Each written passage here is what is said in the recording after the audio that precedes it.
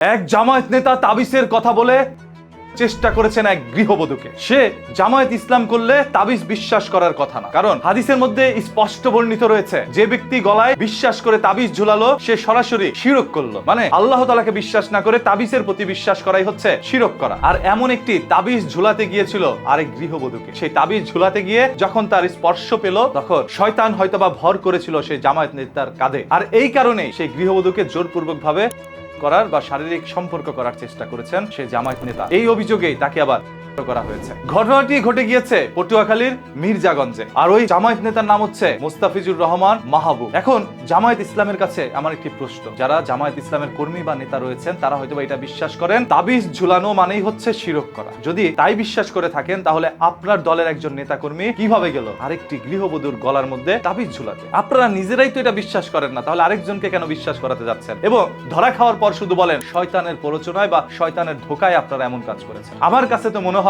আপনারা 3 বেলা শয়তানকে ধোঁকা দেন, শয়তানের নাম বিক্রি করে নিজেরা বেঁচে যাওয়ার চেষ্টা করেন। তবে আইন শৃঙ্খলা বাহিনী তো আর শয়তান মানে না, আপনাকে করে নিয়ে গেছে। এই জামায়াত নেতা মাহবুব ওই মহিলার ভাতিজাকে তাবিজ দেওয়ার কথা বলে ঘরে ঢুকেছিল, কিন্তু তার মূলত টার্গেটই ছিল ওই মহিলাকে ডেকে নিয়ে তার সাথে শারীরিক সম্পর্ক করা। এবং সেই টার্গেট অনুযায়ী তিনি ঘরে ঢোকেন এবং মহিলাকে ঘরে ডেকে নিয়ে আসেন। পরবর্তীতে অনেকভাবে জোরপূর্বক ভাবে চেষ্টা করেছে, কিন্তু তার চিন্তা সফল হয়নি। হাতে নাতে ধরা খেয়ে গণধোলাই তো খেয়েছেই, পরবর্তীতে পুলিশের হাতেও দিয়েছে। এতে করে পুরো জামায়াত ইসলামের শরীরের মধ্যে কলঙ্ক লাগিয়ে দিয়েছে, পুরো মুসলমানদের উপরে কলঙ্ক লাগিয়ে দিয়েছে। যে লেবাস ধারণ করে তারা এই ধরনের কুকর্ম করতে যায় সেই লেবাসকে তারা অপমান করেছে। তাই তার শাস্তি কঠিন থেকে কঠিন হওয়া উচিত যদি তিনি এই ধরনের কোনো কাজ করে থাকেন। যেহেতু অভিযোগ উঠেছে, এখন আইন শৃঙ্খলা বাহিনীর তদন্তে আদালতের রায়ে হয়তো আমরা সত্য জানতে পারবো। ততক্ষণ পর্যন্ত অপেক্ষায় থাকি। আর সেই সত্য তথ্য জানার জন্য চোখ রাখতে হবে আপনাদেরকে নিউজ কিতে। মনে রাখবেন তাবিজ সম্পূর্ণ শিরক। আর সেই তাবিজ যদি আপনাকে কেউ গলায় ঝুলাতে আসে সে একজন বড় ধান্দাবাজ। আপনি চাইলে